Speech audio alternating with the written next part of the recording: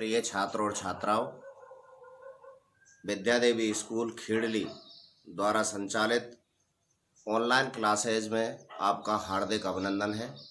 जैसा कि आपको विदित है कि खेड़ली परिक्षेत्र में केवल विद्या देवी स्कूल द्वारा एक विशेष क्वालिटी के साथ आपको इस कोरोना जैसी वैश्विक महामारी में घर पर अध्ययन जारी रखने के लिए और स्टडी मटेरियल उपलब्ध कराया जा रहा है, जिसके द्वारा आप घर पर रह कर के अपनी पढ़ाई को जारी रख सकते हो।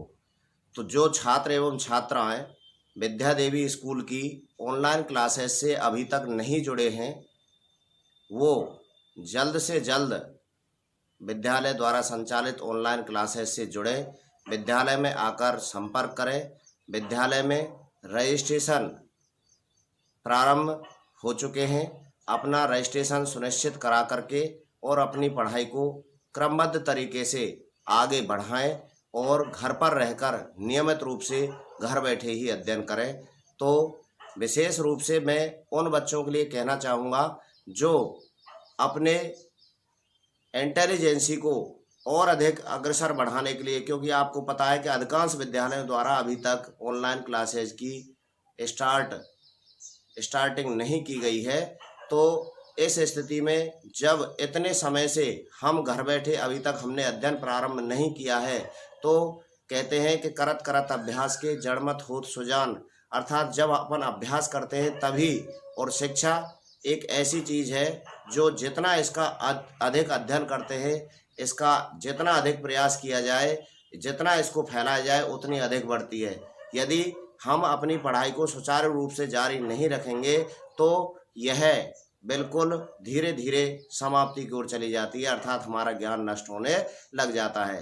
तो मैं आपको आज अपनी इस क्लास में नाउन के बारे में बता रहा हूँ कि नाउन क्या होती है। तो जो बच्चे 9th या 10th क्लास में अध्ययन कर रहे हैं, उनके लिए ग्रामर की पहली इकाई है नाउन, और नाउन के बारे में जानकारी इंग्लिश का पहला स्तर या सीढ़ी मानी जाती है। तो बच्चों, आज की इस क्लास में मैं आपको बता रहा हूँ नाउन के बारे में कि नाउन क्या होती है। हम प्रारंभ से पढ़ते आए हैं, हिंदी में पढ़ते हैं कि किसी प्राणी, वस्तु, स्थान आदि के नाम को संज्ञा कहते हैं। तो नाउन का मतलब क्या होता है? संज्ञा। संज्ञा संज्ञा किसे कहते हैं? तो हिंदी की परिभाषा तीसरी क्लास से ही प्रारंभ हो जाती है। जो बच्चे तीसरी क्लास में आते हैं उनको ही नाउन या प्रोनाउन के बारे में बताना प्रारंभ कर दिया जाता है।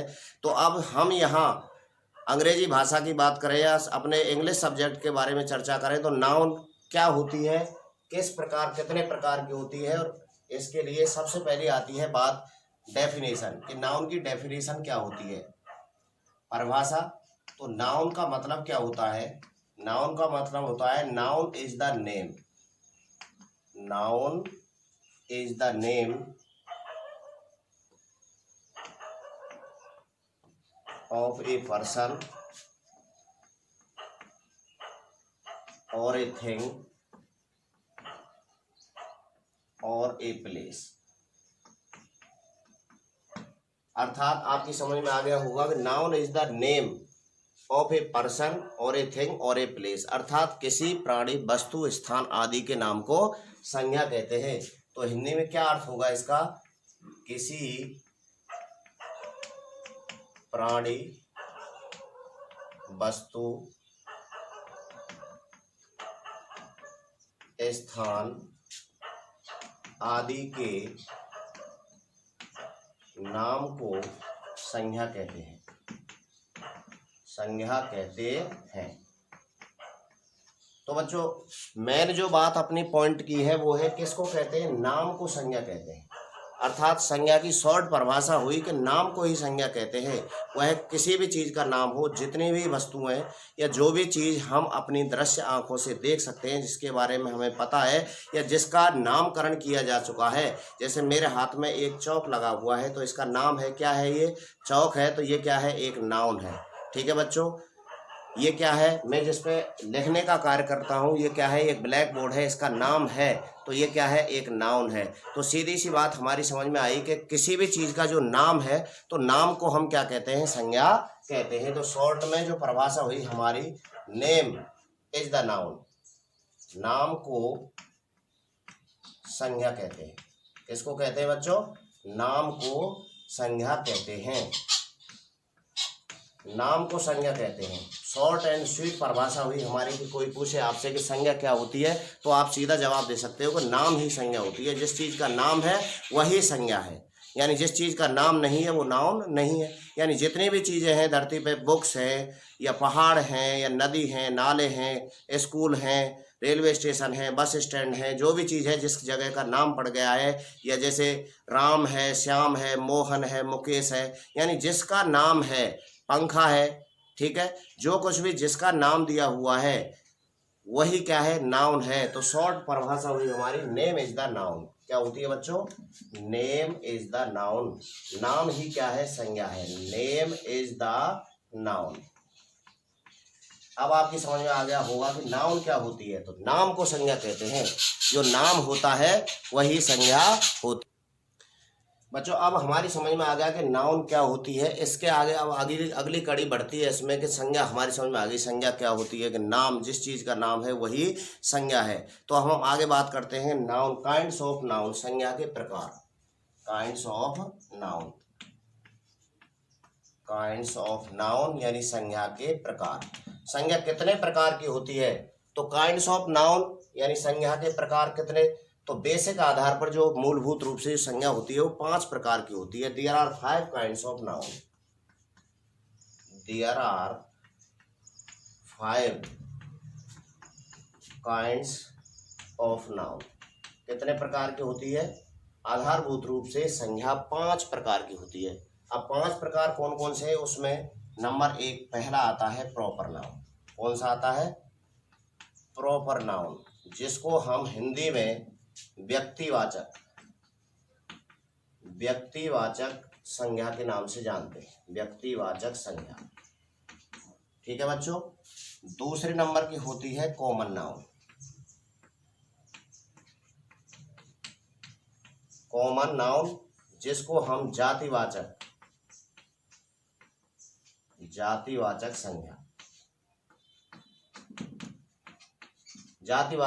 के नाम से जानते हैं। तीसरी जो होती है नाउन हमारी एब्स्ट्रैक्ट, ABSTRACT, एब्स्ट्रैक्ट नाउन, जिसका मतलब होता है भाववाचक संज्ञा, ठीक है बच्चों। और चौथी होती है मैटेरियल, METERIAL, मैटेरियल नाउन, जिसको हम पदार्थ या द्रव्यवाचक संज्ञा के नाम से जानते हैं, पदार्थ या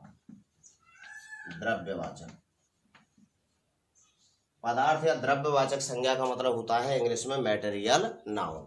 और 5वां जो प्रकार है उसका वो है कलेक्टिव नाउन, जिसको हिंदी में समूहवाचक संज्ञा के नाम से जाना जाता है, समूहवाचक संज्ञा। अब हमारी समझ में आ गया कि पहले तो what is the definition of noun, कि नाउन की परिभाषा क्या है। तो noun is the name of a person और ए थिंग और ए प्लेस, ठीक है बच्चों।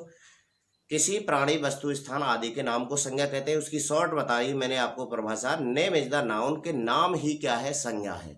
जिस किसी भी चीज़ का नाम है वो संज्ञा है। अब दूसरी बात की हमने कि काइंड्स ऑफ नाउन, आधारभूत रूप से संज्ञा कितने प्रकार की होती है, तो there are 5 kinds of noun, संज्ञा आधारभूत रूप से 5 प्रकार की मानी गई है। जिसमें पहला प्रकार है प्रॉपर नाउन, जिसको हम व्यक्तिवाचक संज्ञा के नाम से जानते हैं, हिंदी में व्यक्तिवाचक और इंग्लिश में प्रॉपर नाउन। दूसरी है अपनी कॉमन नाउन, कॉमन नाउन का मतलब होता है जातिवाचक संज्ञा, हिंदी में जातिवाचक संज्ञा और इंग्लिश में उसे कॉमन नाउन के नाम से जाना जाता है। तीसरी है अपनी एब्स्ट्रैक्ट नाउन, जिसे हम हिंदी में भाववाचक संज्ञा के नाम से जानते हैं। चौथी है मैटेरियल नाउन, जिसको हिंदी में हम पदार्थ या द्रव्यवाचक संज्ञा के नाम से जानते हैं। और अगली है पांचवी कलेक्टिव नाउन, जिसको समूहवाचक संज्ञा के नाम से जाना जाता है। अब बात करते हैं कि भाई प्रॉपर नाउन क्या होती है, व्यक्तिवाचक संज्ञा किसे कहते हैं। प्रॉपर नाउन का तात्पर्य क्या है, कॉमन नाउन का मतलब क्या है, एब्स्ट्रैक्ट नाउन का मतलब क्या है, मैटेरियल नाउन का मतलब क्या है और कलेक्टिव नाउन का मतलब क्या होता है, इनकी क्या पहचान होती है। यदि हमारे सामने कोई सेंटेंस दिया हुआ हो तो हम उसमें किस प्रकार पता लगाएंगे कि हमारी दी हुई संज्ञा प्रॉपर है या कॉमन है या एब्स्ट्रैक्ट है, मैटेरियल है या कलेक्टिव नाउन है। तो इसके लिए इसके बारे में जानना बहुत ही आवश्यक होता है कि प्रॉपर नाउन क्या होती है, व्यक्तिवाचक संज्ञा। ठीक है बच्चों, तो व्यक्तिवाचक संज्ञा और कॉमन नाउन में क्या अंतर है। तो सबसे पहले हम लेते हैं प्रॉपर नाउन। सबसे पहली संज्ञा आती है हमारी प्रॉपर, और प्रॉपर नाउन को हम लेते हैं तो नंबर 1 पे चलते हैं। अपना पहला है प्रॉपर नाउन, यानी kinds of noun. There are 5 kinds of noun, यानी संज्ञा 5 प्रकार की होती है। और 5 प्रकार में अपना पहला जो है वो कौन सा है, पहली जो संज्ञा है वो है हमारी प्रॉपर नाउन। और प्रॉपर नाउन का मतलब क्या होता है, प्रॉपर नाउन दिए हुए सेंटेंस में हम कैसे पहचानेंगे किसमें प्रॉपर नाउन है, यानी व्यक्तिवाचक संज्ञा। व्यक्तिवाचक संज्ञा। तो बच्चों व्यक्तिवाचक संज्ञा के लिए क्या है कि यदि किसी वाक्य में, यदि किसी वाक्य में किसी व्यक्ति विशेष का, किसी व्यक्ति विशेष का उल्लेख किया गया हो, व्यक्ति विशेष का उल्लेख किया गया हो, उल्लेख किया गया हो, उल्लेख किया गया हो, इसका मतलब यह है कि उसका नाम दिया हुआ हो। यदि किसी का नाम सेंटेंस में दिया हुआ है, सेंटेंस में दिया हुआ है, दिया हुआ है, तो उसमें प्रॉपर नाउन होती है, प्रॉपर नाउन होती है। जैसे देखिए एग्जाम्पल है, Ramesh is my best friend, Ramesh is my best friend, ये सेंटेंस दिया हुआ है। यदि इस सेंटेंस में रमेश के नीचे अंडरलाइन आती है और इसमें पूछता है हमसे कि रमेश में कौन सी संज्ञा है, तो यहाँ पर व्यक्ति विशेष का उल्लेख है और उसका नाम दिया हुआ है। क्या नाम दिया हुआ है, रमेश। तो हम इसमें लिख देंगे दिए हुए वाक्य में जो अंडरलाइन शब्द है उसमें प्रॉपर नाउन है। कौन सी नाउन है बच्चों, प्रॉपर नाउन। अर्थात सीधी सी बात हुई, नाम आ जाए तो प्रॉपर नाउन, नाम आ जाए तो प्रॉपर नाउन होती है। अर्थात नाम का उल्लेख किया गया हो तो प्रॉपर नाउन है। ठीक है बच्चों। अच्छा, व्यक्ति विशेष से मतलब है किसी जीवित प्राणी का उल्लेख किया गया है। इससे कोई ये नहीं है कि भाई व्यक्ति है वो पुल्लिंग ही होना चाहिए या स्त्रीलिंग नहीं होना चाहिए, यानी एक प्राणी का उल्लेख किया गया है, यदि उसमें उसका नाम दिया गया है तो वहां पर प्रॉपर नाउन होती है। नंबर दूसरा आता है हमारा कॉमन नाउन, कि कॉमन नाउन क्या होती है।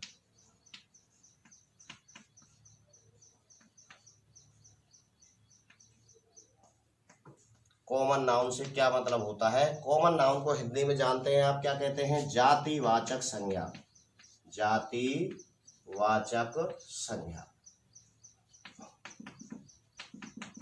और जातिवाचक यानी एक नाम ना होकर के उसके पूरी जाति का बोध किया गया हो, उसकी जाति का बोध किया गया हो। जाति से मतलब ये नहीं है कि वो हाई कास्ट, लो कास्ट या मिडिल कास्ट से संबंधित रखता है, इससे नहीं। जाति अर्थात जैसे व्यक्ति विशेष, यानी एक व्यक्ति से व्यक्तियों का उल्लेख हो रहा हो, जैसे मान लीजिए जिसमें नाम नहीं हो तो पूरी जाति का बोध हो रहा हो, जिस में नाम ना देकर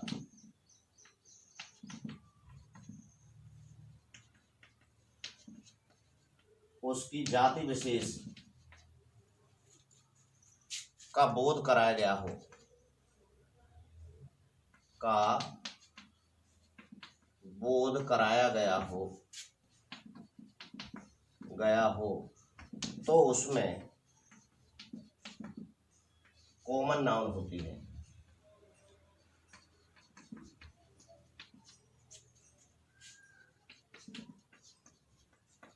जैसे मान लीजिए मैं लिखूं यहां पर, जैसे डॉग्स बार्क एट स्ट्रेंजर्स। यहां डॉग्स के नीचे अंडरलाइन है। अब यहाँ पर कौन सी नाउन है? Dogs bark at strangers. कुत्ते जो होते हैं वो अजनबियों पर भौंकते हैं। तो एक तो प्राणी विशेष का उल्लेख है। किसका उल्लेख किया गया है? कुत्तों का उल्लेख किया गया है। अब इसमें नाम नहीं है, यहाँ पर नाम नहीं है। जैसे मैं दूसरा सेंटेंस लिखूं, Tommy is my pet dog. अब दो सेंटेंस है, एक तो है टॉमी। अब यहाँ टॉमी के नीचे अंडरलाइन है, तो अगर इसमें हमसे नाउन पूछता है तो इसमें तो नाम का उल्लेख है, तो यहाँ लिखेंगे हम प्रॉपर नाउन। क्या लिखेंगे बच्चों? Proper noun. और अगर इसमें जैसे डॉग्स बार्क एट स्ट्रेंजर्स, दोनों एग्जांपल मैंने इसलिए दिए हैं ताकि आपकी समझ में अच्छे ढंग से आ जाए। और यहाँ पर है डॉग्स बार्क एट स्ट्रेंजर्स, कुत्ते अजनबियों पर भौंकते हैं। कुत्ते जो होते हैं वो अजनबी पर भौंकते हैं। तो अब यहाँ पर किसका उल्लेख किया गया है? कुत्तों की जाति विशेष, पूरे मतलब पूरे समुदाय का, पूरे जाति यानी जो कुत्तों की वो है उसके बारे में बताया गया है। तो यहाँ पर है हमारी कॉमन नाउन। क्या है बच्चों? Common noun. अब आपकी समझ में क्लियर हो गई होंगी कि प्रॉपर नाउन कहाँ होती है और कॉमन नाउन कहाँ होती है। तो प्रॉपर नाउन में जब सेंटेंस में किसी के नाम का उल्लेख किया गया है, जब सेंटेंस में किसी के नाम को बताया गया है तो वहां पर प्रॉपर नाउन होती है। और जब सेंटेंस में नाम को ना बता करके उसकी जाति विशेष का उल्लेख किया गया हो तो वहां पर कौन सी नाउन होती है? कॉमन नाउन होती है।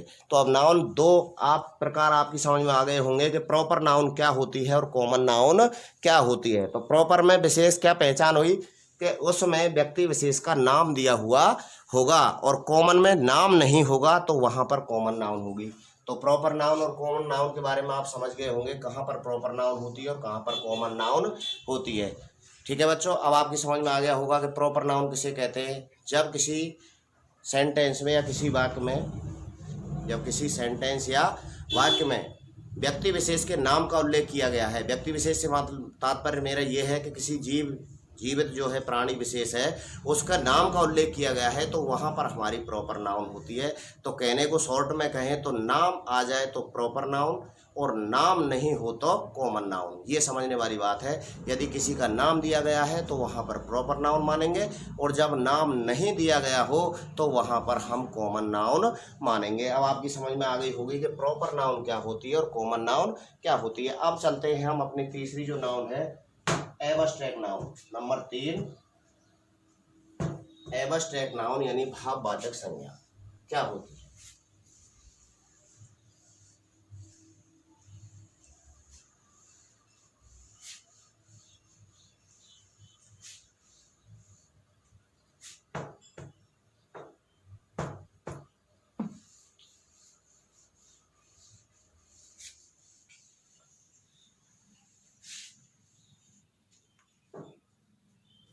नंबर तीसरी है अपनी एब्स्ट्रैक्ट, ABSTRACT, एब्स्ट्रैक्ट नाउन, जिसको हम हिंदी में भाववाचक संज्ञा क्या कहते हैं बच्चों? भाववाचक संज्ञा। जैसा कि हमें इसके नाम से प्रतीत हो रहा है, भाववाचक, भाव उत्पन्न करने वाली। किसको उत्पन्न करने वाली? भाव प्रदर्शित करने वाली। अब भाव क्या होते हैं? अच्छा, बुरा, मीठा, खट्टा, बेईमान, निर्दयी, सज्जन, ये क्या है? सब भाव है। वह बहुत बुरा आदमी है, तो कैसा भाव है उसके प्रति? बुरा भाव है। तो जब जिन शब्दों के द्वारा, क्या लिखेंगे इसमें? जिन शब्दों के द्वारा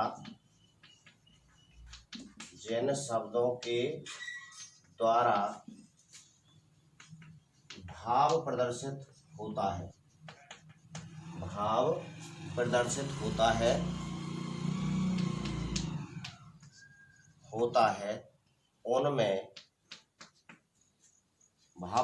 होता है उनमें एब्स्ट्रैक्ट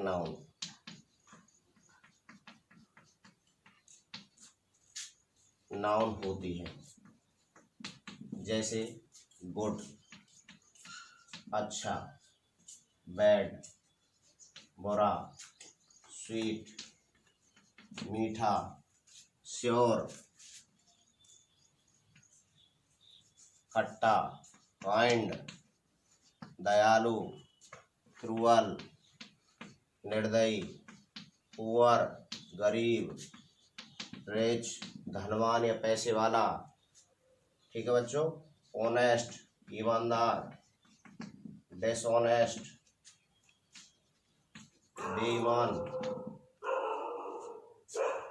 ठीक है बच्चों, अब आपकी समझ में आ गया होगा। ऐसे शब्द, ये क्या है, भाववाचक संज्ञा है, यानी ऐसे शब्द सेंटेंस में दिए हुए हों और उसके नीचे अंडरलाइन दी हुई हो, तो हमसे पूछा गया हो कि दिए हुए सेंटेंस में और कौन सी नाउन है, तो हम इन शब्दों को देखते ही पहचान लेंगे कि उसमें कौन सी नाउन है, एब्स्ट्रैक्ट नाउन है। जैसे एग्जाम्पल के तौर पे मैं लिखूं,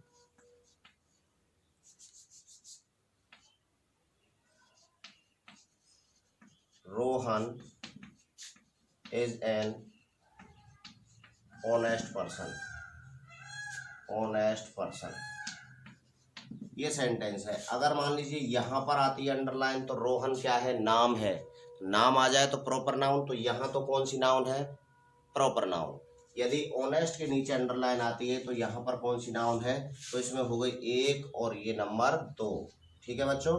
तो दूसरे नंबर में यदि हमें पूछता है तो कौन सी नाउन है, प्रॉपर, और पहले में प्रॉपर और दूसरे में कौन सी है, एब्स्ट्रैक्ट। ठीक है बच्चों।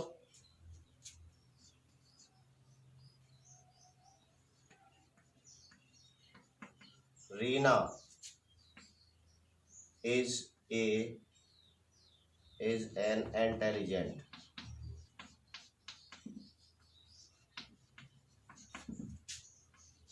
girl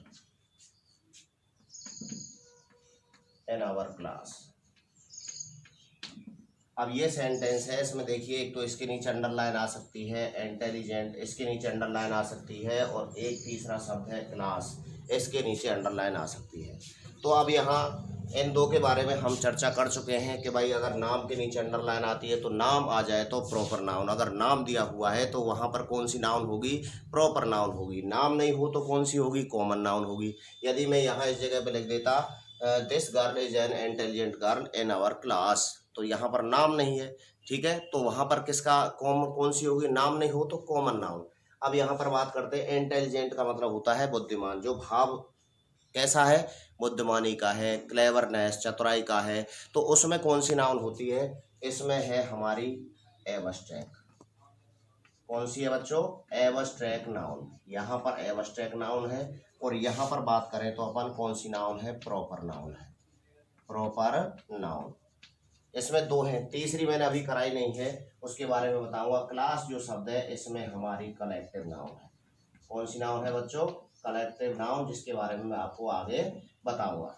तो अब जो सेंटेंस दिया हुआ है इसमें हमने नाउन पहचानी कि कौन कौन सी नाउन है। अब आपकी समझ में आ गई होगी भाई, पहले प्रॉपर के बारे में बताया मैंने, उसके बाद कॉमन नाउन के बारे में बताया, और उसके बाद एब्स्ट्रैक्ट नाउन के बारे में बताया कि कॉमन नाउन क्या होती है, प्रॉपर नाउन क्या होती है, और एब्स्ट्रैक्ट नाउन क्या होती है। तो अब आपकी समझ में आ गया होगा कि हमारी कौन सी जगह तो प्रॉपर नाउन होती है, अर्थात नाम आ जाए तो प्रॉपर नाउन, नाम नहीं हो तो कॉमन नाउन, और यदि भाववाचक इनमें से कोई शब्द दिखाई दे सेंटेंस में तो उसमें एब्स्ट्रैक्ट नाउन होती है। ठीक है बच्चों। तो अब तुम्हारी समझ में 3 नाउन जो मैंने कराई हैं आपको, पहली प्रॉपर, दूसरी कॉमन और तीसरी एब्स्ट्रैक्ट, तीनों के बारे में आपकी समझ में आ गया होगा। बाकी शेष को अपनी अगली क्लास में आपके लिए मैं बताऊंगा कि भाई मैटेरियल नाउन, पदार्थ या द्रव्यवाचक जो संज्ञा है वो क्या होती है, किसे कहते हैं, उसका उपयोग किस प्रकार से किया जाता है, और उसी प्रकार से बताऊंगा कि कलेक्टिव नाउन किसे कहते हैं, और उस किन किन शब्दों में से हमें पता लगेगा कि दिए हुए सेंटेंस में कलेक्टिव नाउन दी हुई है। तो अपनी पढ़ाई को जारी रखने के लिए विद्यादेवी स्कूल खेड़ली में अपना रजिस्ट्रेशन सुनिश्चित करावें, विद्यालय में आकर संपर्क करें, और घर बैठ करके अपनी पढ़ाई को अच्छे ढंग से सुव्यवस्थित तरीके से चालू करें, और अधिक से अधिक इंटेलिजेंस हो करके अपनी प्रामाणिकता सिद्ध करें। धन्यवाद।